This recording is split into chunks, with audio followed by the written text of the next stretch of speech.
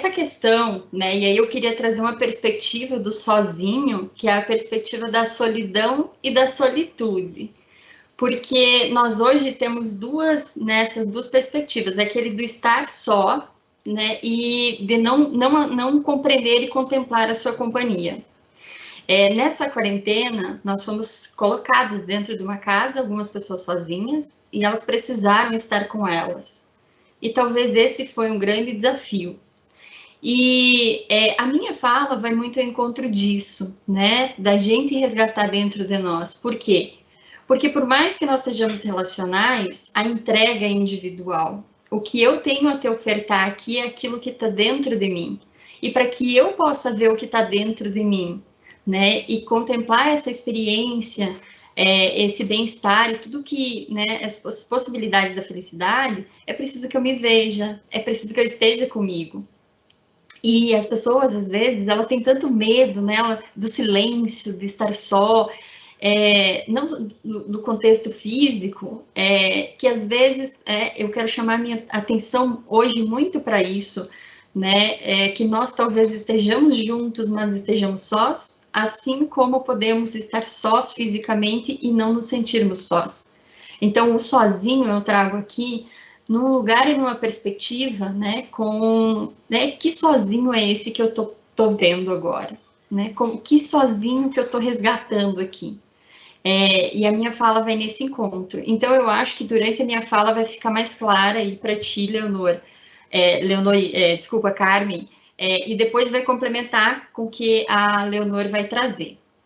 Então, gente, vamos lá, né? Essa pérola que aparece na foto é meu filhotinho, não sei se está dando, qualquer interferência vocês me sinalizem.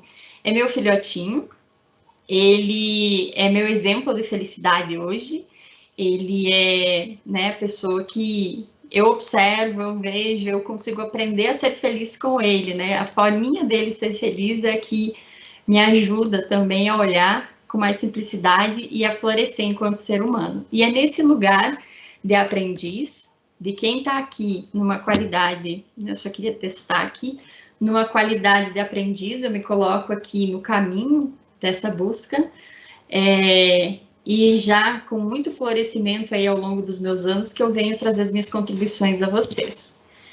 Nesse sentido, eu queria fazer um resgate e uma conexão com as palestras anteriores, né? O professor Gustavo trouxe uma pergunta inicial bem importante, né? O que te torna feliz? E aí ele chamou atenção para um ponto, né? Essa pergunta, ela nos incita e nos faz pensar, poxa, o que me torna feliz? E a gente sempre tendencia a colocar isso em algo ou alguém, né? Então, a gente precisa tomar um cuidado quando a gente for responder essa pergunta. E eu queria que vocês resgatassem aí na mente de vocês já essa ideia, porque eu vou retomar ela depois, ao longo da nossa fala. Também ele trouxe o viés negativo, né? Que a nossa tendência enquanto seres humanos é olhar sempre para aquela coisa do negativo. Aquela velha história da gente faz 10 coisas certas, mas fez uma coisinha e foca naquilo que não deu certo. E depois, né, ao longo das falas, também veio o PERMA, que é o conceito de bem-estar, né, que o Seligman traz, sobre emoções positivas, comprometimento, compromisso, engajamento, relacionamentos, uma vida com significado, com propósito, e contemplar as suas realizações. E aí, né, vem a minha primeira instigação aqui, né? Quando eu estou falando do que te torna feliz, é necessário que tu entre num lugar de solitude para que tu veja o que te torna feliz. Porque esse lugar é um lugar só. O viés negativo, ele está passando na minha mente, na tua mente. É um lugar que necessita esse resgate. Quando eu falo de emoções positivas, por mais que eu partilhe emoções com os outros, né, que os outros, na verdade, sejam gatilhos, eu partilho sorriso com vocês, um momento de alegria aqui, que o sorriso é a expressão da minha alegria, mas ela está sendo, né, sentida por mim. Esse lugar de contemplar essa experiência, de contemplar ele é um lugar, né, só, em que eu partilho com o outro, e na verdade isso faz sentido, eu diria, se eu partilhar com o outro. Mas ele está em mim, ele está aqui dentro de mim. Então, a partir disso, né, eu queria saber de vocês se vocês já pararam para refletir nessas perguntas aqui. Então, você já parou para pensar na forma que você pensa? Porque falar de viés negativo, né, falar de... é um plano mental. Quem já parou para pensar no que pensa? Vocês já se observaram? Suliane, mas isso é doido, né? É uma loucura isso, porque a minha vida é tão corrida que nem tempo para isso eu tenho. Pois é, e para fazer isso eu preciso do momento meu. Eu preciso parar um pouco, opa, o que está se passando aqui dentro? Poxa vida, eu fui tão pessimista nessa situação aqui. Nossa, eu vi um problema aqui, num negócio que nem... Nossa, olha que besteira. E às vezes a gente não se dá conta disso. Você já descobriu o que te gera bem-estar, te proporciona a experiência da felicidade? O que é que faz com que você sinta essa sensação de segurança, conforto, essa, né, que te traz a felicidade? Que é individual para cada um. Por mais que a gente partilhe, né, mas isso é individual. A gente descobre coletivamente. Você já descobriu quais são os seus talentos? O que você é bom? Porque quando a gente fala de engajamento, quando a gente fala de realização, é nesse lugar que a gente se coloca, aproveitando o máximo de potencial que nós temos, e todos que estão aqui têm. Talvez você ainda não saiba quais são os seus, mas os seus são diferentes dos meus, né? E é preciso esse olhar, né? Quais são os meus? Porque por vezes eu não paro para olhar para mim, e aí eu chamo a atenção da solitude. Esse encontro é só... É preciso, às vezes, você desligar, né, internet, rede social, e você olhar para você no espelho. É você refletir. E quando você começa a usar seus talentos, quando você começa a olhar mais para você, né, você se engaja mais. Né, você traz aí os conceitos do PERMA. Você já parou para analisar como está a sua verdadeira casa interna? Eu brinco que a gente cuida tanto, né, da nossa casa, cuida tanto dessa casa externa aqui, mas às vezes a gente não cuida da nossa casa interna. A gente está usando máscara, a gente tem medo do vírus agora, mas tem tanto vírus entrando aqui no nosso ouvido, na nossa mente toda hora, sendo implementado por uma fake news, por uma frase de raiva, né, que a gente compra e reproduz. Então é preciso também passar um antivírus aqui, né? E eu queria convidá-los a isso, para a gente entrar no nosso tema mais profundamente, então. E eu, né, essa pessoa da foto, eu cortei o cabelo, ontem eu fiz meu avatar, e eu fiquei super feliz, eu quis compartilhar com vocês já, porque eu fiz no História de Quadrinhos, que eu estou aprendendo. E eu, há um tempo, utilizei essa ideia, né, a felicidade como projeto de vida. Um projeto, né, que eu me predisponho todos os dias, intencionalmente, a olhar um pouquinho para mim e dizer, ei, o que você pode fazer hoje para ser feliz? Como é que você pode hoje agradecer mais, olhar para as coisas que você tem? Então, é um projeto intencional, em que eu me coloco à disposição. E é uma jornada, como muito bem, né, a abertura dos webinários, eu achei muito legal, porque traz essa ideia, né? É um movimento, não é eu parado aqui, né, que as coisas vão acontecer. É uma jornada, porque é eterno, é eu enquanto ser humano. E aí eu quero chamar uma coisa, né, uma atenção aqui, que Leandro Carnal, inclusive, traz uma frase que não lembro toda, mas ele diz assim, essa coisa de escravidão de ser feliz, né? Hoje se fala tanto em felicidade, felicidade, felicidade, e esses dias eu estava triste, e eu fico triste também, eu fico com raiva, e aí as pessoas, nossa, você fala de felicidade, como se a gente fosse obrigado, então tomar cuidado com isso. Né? Nós não estamos trazendo aqui uma ideia de uma felicidade, né, vendida aleatoriamente numa obrigação de ser feliz. Só no entendimento de que você veio ao mundo para ser feliz. Mas não vai ser feliz toda hora, né? Isso é uma ilusão. Mas é possível nessa jornada, né, você ir tomando, né, momentos aqui e despertando a felicidade dentro de ti. E aí, dentro disso, mas afinal, será que é possível ser feliz sozinho? Né? Retornando essa pergunta intrigante, nessa perspectiva que eu trago para vocês, e a perspectiva que eu vou abordar aqui é a perspectiva da solitude. Naquele momento em que você olha para você, né? E entende que é preciso que eu cuide de mim para que eu possa cuidar do outro. É preciso que eu olhe para mim, porque o que eu tenho a ofertar para o outro é melhor.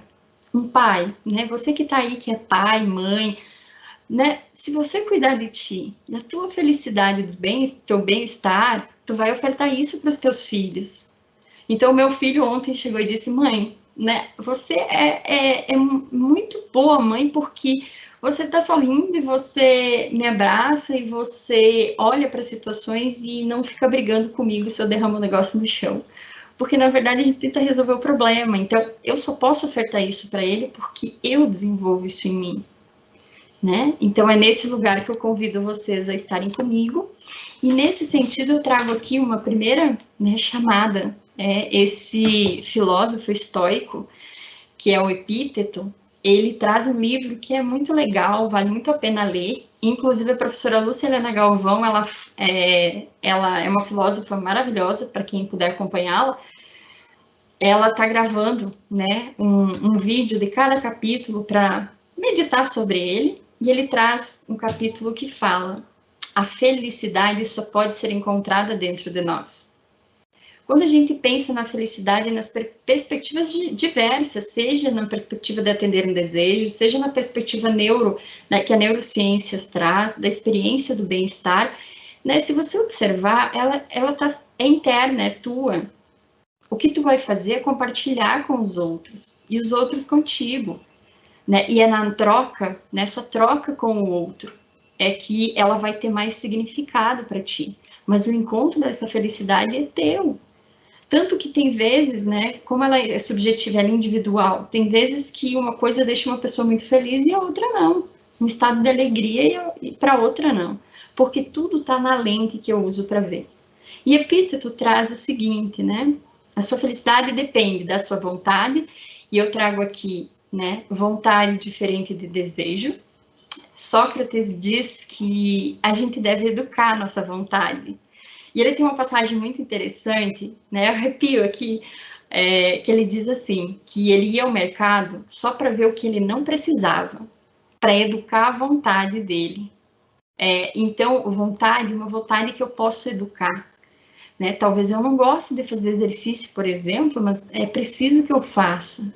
É preciso que eu me eduque frente a isso, frente às escolhas que eu vou fazer no meu dia a dia.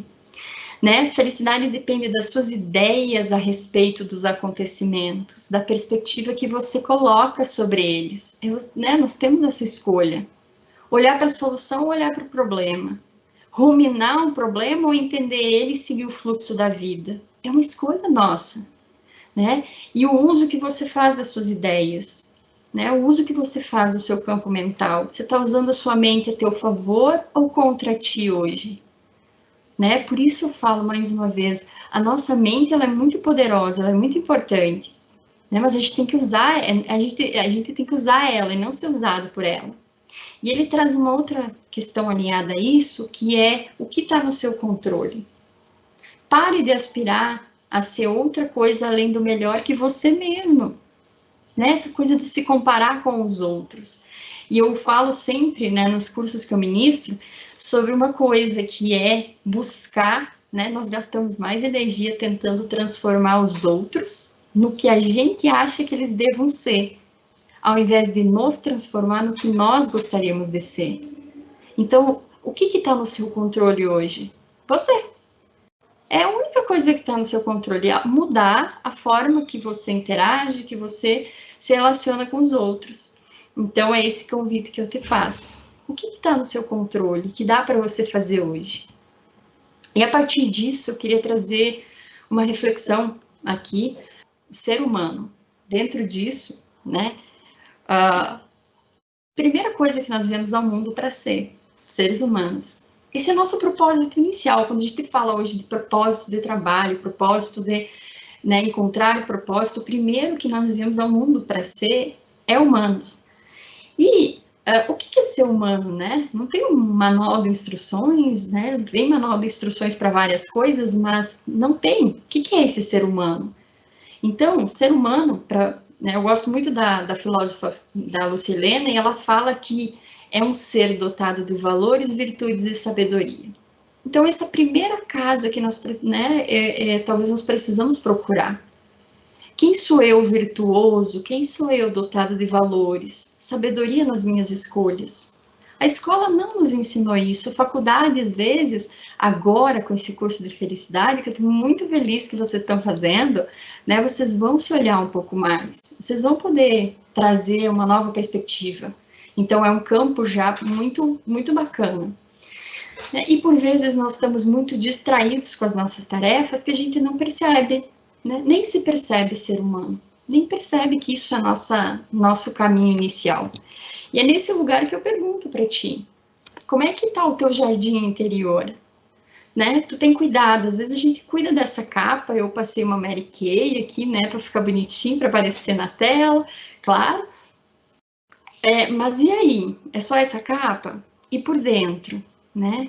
Será que eu estou cuidando de mim por dentro também? Eu brinco muito que às vezes as pessoas fazem o quê?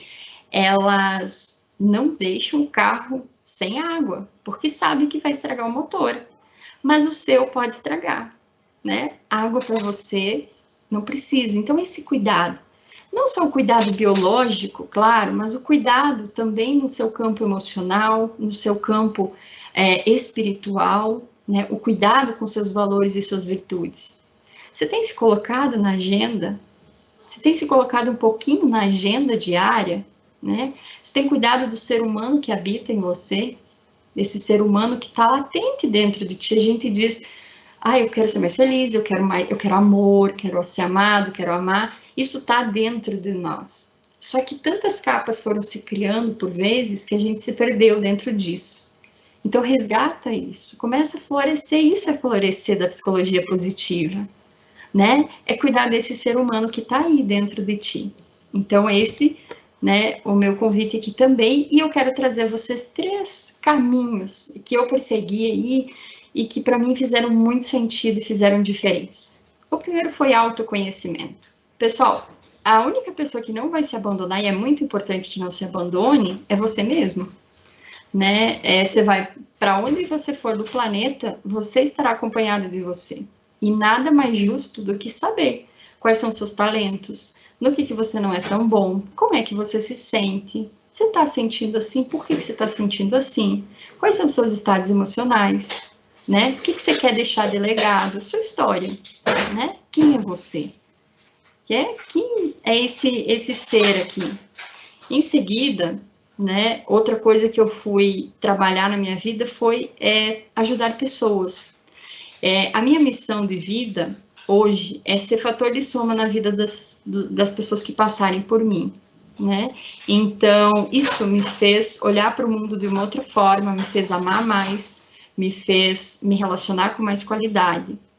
E com isso, eu fui desenvolvendo com consciência, generosidade, fraternidade, empatia, gentileza, paciência, ajudar as pessoas com aquilo que eu tenho condições de ajudar. Com conhecimento, hoje eu tenho muito essa perspectiva que eu quero levar esse conhecimento para as pessoas que não têm acesso, ajudar mais as pessoas que não têm acesso a conhecimento. Então, a minha ferramenta de ajudar pessoas é o conhecimento, né? Aquilo que eu tive oportunidade, que me foi dado ao longo da minha vida em termos de estudo, eu quero poder usar como uma ferramenta de ajudar pessoas, né? E eu vejo um potencial muito grande na educação e naquilo que eu posso levar de conhecimento para as pessoas.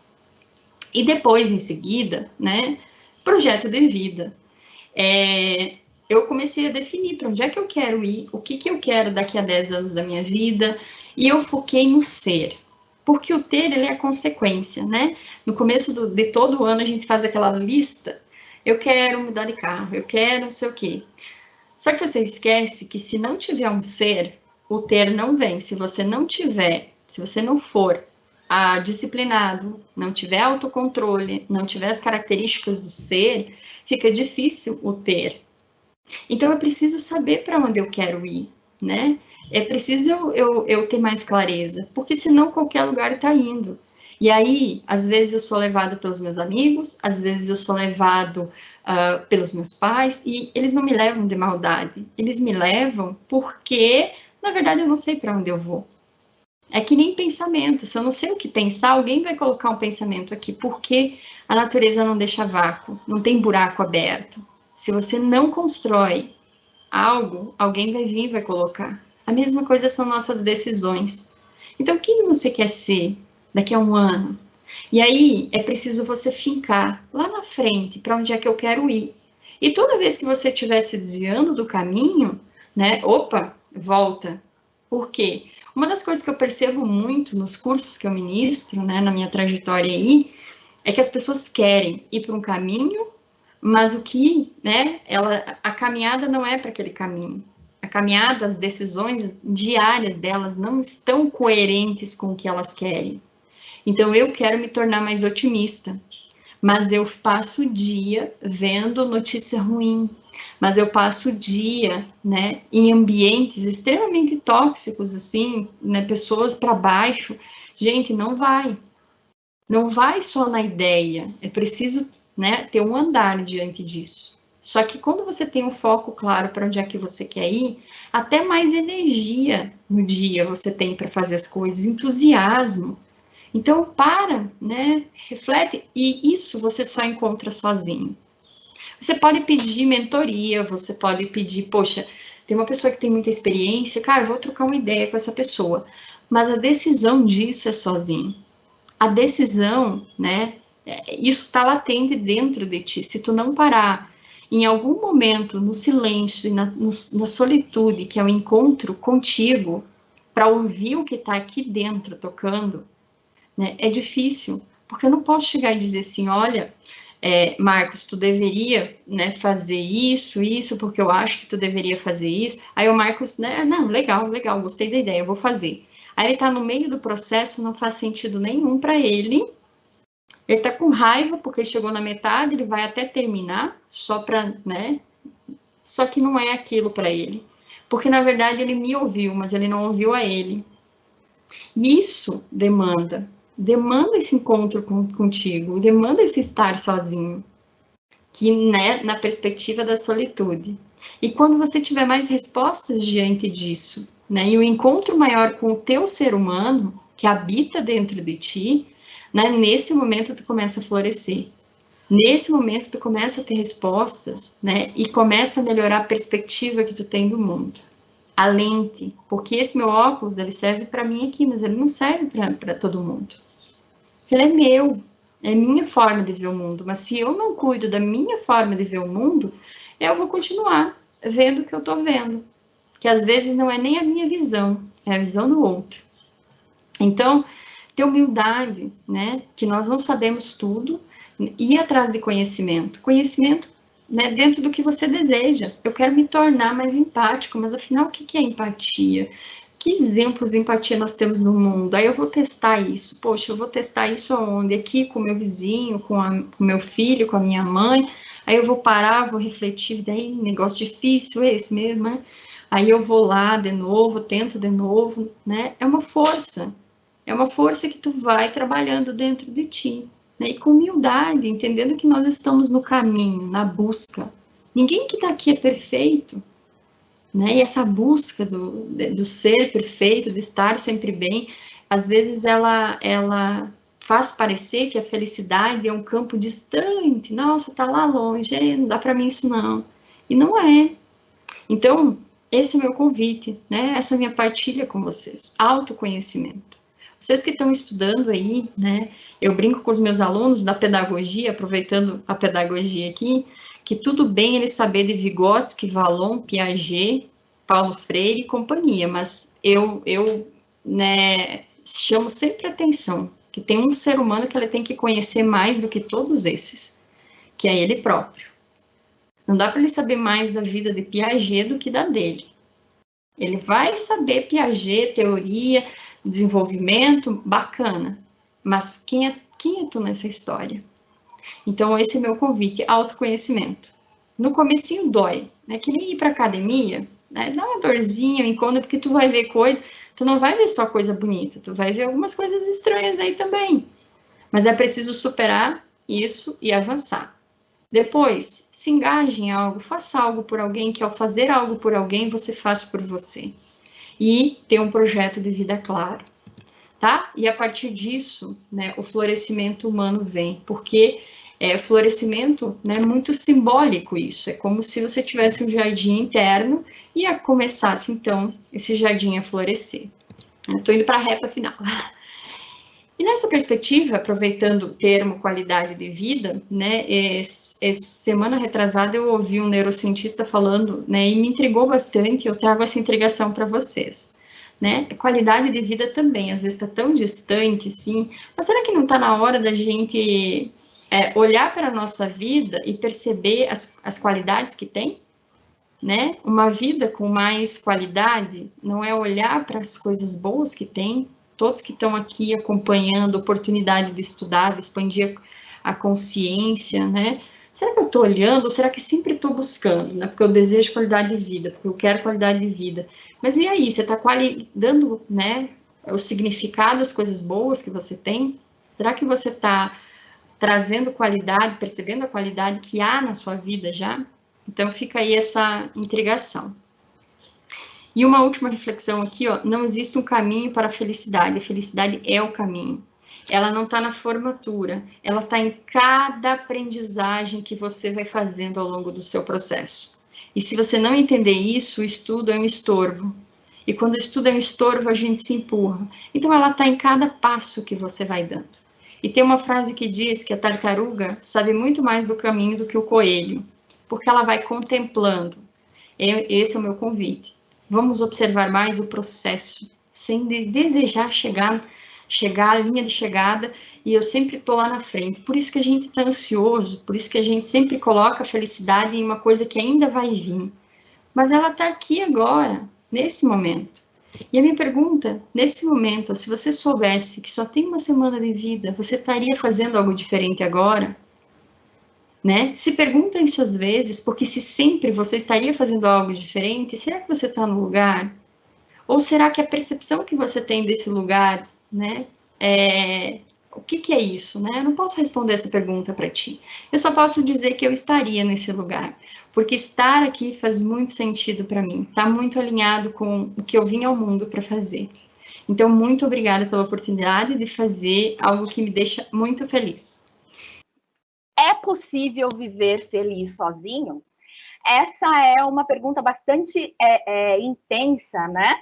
Eu penso que a psicologia, ela é a ciência do indivíduo e ela vai estar aí pensando no bem-estar desse indivíduo em sua plenitude, vai falar muito de questões relacionadas ao eu. Então, é importante que a gente cultive aí, né, essa questão individual de autoconhecimento, até para a gente poder depois se relacionar melhor com o outro, né?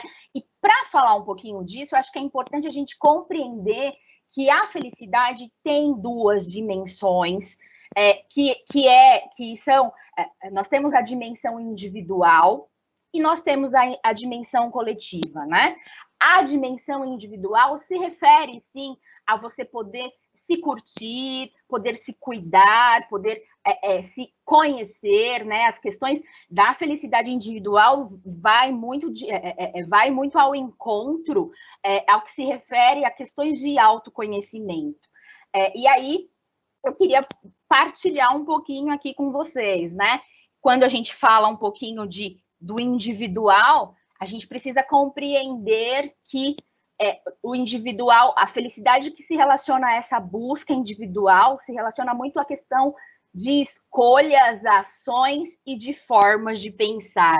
Então, uma das coisas que a gente trabalha bastante no consultório são as formas de pensar, né?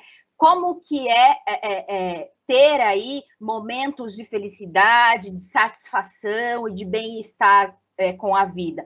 Ela vai, sim, se encaixar em questões que se relacionem às tuas escolhas. Então, assim, eu preciso fazer escolhas mais acertadas, eu preciso ter ações mais acertadas, eu preciso ter formas de pensamento que sejam assertivas, e aí eu começo a desenvolver uma questão que se relaciona à felicidade. Mas é muito importante a gente compreender que a psicologia também é a ciência das experiências humanas, né? E quando a gente fala de experiência humana, a gente fala do outro, a gente fala dessa conexão com o outro, e aí eu parto para a dimensão da felicidade coletiva. E a felicidade coletiva, ela é muito buscada, né? A gente busca muito essa questão. Então, veja, desde Aristóteles já vinha dizendo que o ser humano, ele vive para buscar duas coisas que são bastante importantes. A base da natureza humana é relacional, então, veja, é importante a gente entender que viver sozinho é complicado. Eu entendo que desenvolver a felicidade parte de uma questão individual, sim, né? De uma questão de autoconhecimento, mas a gente precisa compreender que a base da natureza humana, ela é relacional, ela envolve o relacionamento com o outro. E aí, Aristóteles já falava, olha, a gente busca o quê? A gente busca duas coisas principais: fugir do sofrimento e buscar a felicidade. Essa é a nossa motivação, essa é a motivação do ser humano. Eu queria falar um pouquinho, então, da dimensão coletiva, né? Depois desse autoconhecimento, dessa reflexão interior, é importante também compreender que nós somos seres humanos relacionais, né? Então, é muito significativo a gente dar vazão para compreender que experiências, que evidências relacionadas às experiências indicam que quando eu tenho um bom relacionamento, eu tenho também uma fórmula para a felicidade. Então, o tipo do meu relacionamento, o jeito que eu interajo com o outro, o jeito que eu vivo com o outro, as minhas relações, elas sendo relações positivas, elas são uma fórmula também para essa vivência do bem-estar, da felicidade, né? O Seligman fala muito disso, né? Ele fala muito dessa questão de sermos seres relacionais e que estamos em constante interação com o outro, né? E aí eu trago aqui algumas perguntas que bem poucas pessoas são felizes solitárias. E isso é um dado que foi levantado relacionado a questões científicas. E aí, por que isso? É porque relações positivas e bem-estar se trata também das outras pessoas, né? Então, bem poucas pessoas que são solitárias, elas conseguem esse grau de bem-estar. Então, eu tenho algumas perguntas para vocês que estão me ouvindo agora. Pensa comigo um pouquinho, busca na tua história e me fala, qual foi a última vez que você conseguiu gargalhar de uma forma escandalosa? Ou qual foi a última vez que você sentiu uma alegria indescritível? E quando que foi a última vez que você se sentiu muito orgulhoso de alguma realização? É muito importante compreender que detalhes como esse, que pontos altos da nossa vida, pontos significativos da nossa vida, eles geralmente aconteceram em torno de outras pessoas. A questão desse bem-estar relacional, ele é muito importante. Então, pontos altos da nossa vida, eles geralmente acontecem quando a gente tem a presença do outro, relacionamento, né? E é óbvio, um relacionamento positivo. E aí, muito rapidamente aqui, porque já foi abordado em outros momentos, a Suliane também comentou disso. Olha que interessante, coloquei aqui a fórmula da felicidade para vocês darem uma olhadinha. Por que eu coloquei isso? Para a gente compreender, olha que bonitinho aqui, os relacionamentos bem no meio da fórmula da felicidade. Estão observando o R de relacionamento? Olha que interessante. E aí, o Seligman trouxe isso para a gente. Olha, tem uma fórmula para felicidade. É importante que você olhe para cada ponto dessa fórmula, para as emoções positivas, para o engajamento. Foram todas questões que já foram colocadas durante webinars anteriores, né? Do sentido da vida, da forma da questão de realizar-se enquanto pessoa. E aí ele menciona aqui relacionamentos. Então, entende-se que a quantidade e a qualidade das nossas relações sociais e das relações que a gente estabelece com o outro, ela é também uma fórmula para gerar bem-estar. Olha que interessante, gente. Então, a gente compreende que na dimensão coletiva, nós temos sim uma chave para o bem-estar, nós temos sim uma chave para a gente cultivar coisas saudáveis de forma no nosso interior mesmo, né? E aí ele diz: olha, relacionamentos positivos, qualidade no relacionamento me ajuda a buscar esse bem-estar, essa sensação boa que a gente tem. Então, eu queria trazer aqui a reflexão que a gente faz do eu e do outro.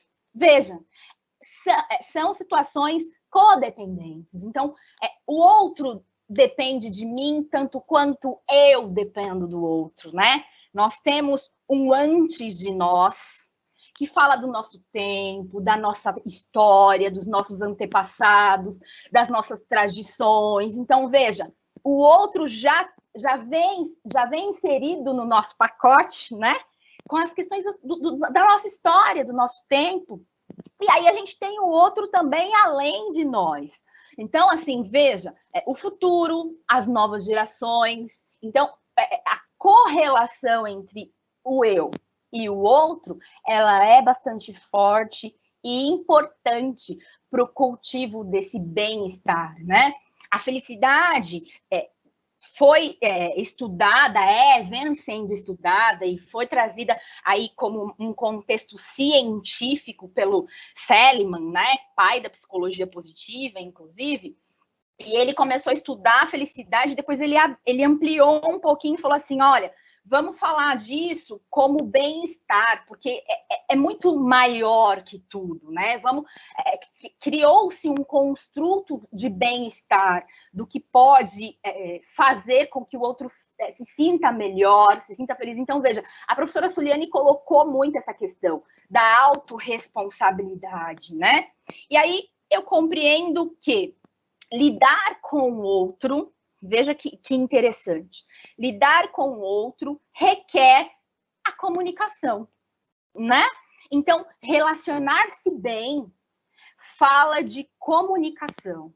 E como é que eu comunico com o outro? Comunicar-se de forma assertiva, veja, anotado aqui, ó. Comunicar-se de forma assertiva é primeiramente reconhecer a minha vulnerabilidade. Eu trago aqui uma autora contemporânea, a Brené Brown, que eu acho excelente para falar disso. E aí, quando eu abordo essa questão do relacionar-se de forma positiva, eu não posso descartar um assunto extremamente importante e vital nos nossos relacionamentos: a comunicação não violenta, né? Que eu acredito que todos vocês já ouviram muito bem dela. E assim, como que comunicar de uma forma assertiva vai me trazer um relacionamento positivo, e que esse relacionamento positivo vai me trazer muito mais bem-estar, muito mais essa questão da reciprocidade. E aí, quando eu penso em comunicação não violenta, eu passo por as questões da vulnerabilidade, né? A vulnerabilidade é uma ferramenta incrível para a gente comunicar de forma assertiva. E como assim, Leonor? Olha, quando eu reconheço que eu sou vulnerável, que o outro também é vulnerável, fica muito mais leve tratar o outro de maneira positiva, de uma forma mais agradável, de saber comunicar-se de forma assertiva, né? Então, é importante compreender. Então, trata-se, a comunicação não violenta vem de questões que se relacionam à vulnerabilidade. Por quê? Porque todos nós desejamos ser felizes. Todos nós fazemos escolhas boas e escolhas ruins, às vezes, mas é sempre em nome dessa busca de bem-estar. Então, quando eu compreendo essas questões que se relacionam às minhas fragilidades, mas que também eu compreendo as fragilidades do outro, eu consigo estabelecer uma relação mais assertiva, uma comunicação mais assertiva, e aí eu falo de comunicação não violenta, que não fere, né, que não faz mal. Eu acho que é muito importante a gente compreender. E aí, eu trago uma sugestão de leitura para vocês e uma frase para eu concluir aqui a minha fala. A frase é: as outras pessoas são o melhor antídoto para os momentos ruins da vida e a fórmula mais confiável para os bons momentos. Como sugestão de leitura, eu queria sugerir A Coragem de Ser Imperfeito, da Brené Brown, excelente livro para você compreender questões que se relacionam à vulnerabilidade. E aí eu termino por aqui. Essa frase é daqui da obra, né, do Seligman, Florescer. Então, só para ler mais uma vez, as outras pessoas são o melhor antídoto para os momentos ruins da vida e a fórmula mais confiável para os bons momentos. Então, o outro tem posição significativa na nossa vida. Então, é importante que a gente compreenda a minha vulnerabilidade, mas a do outro também.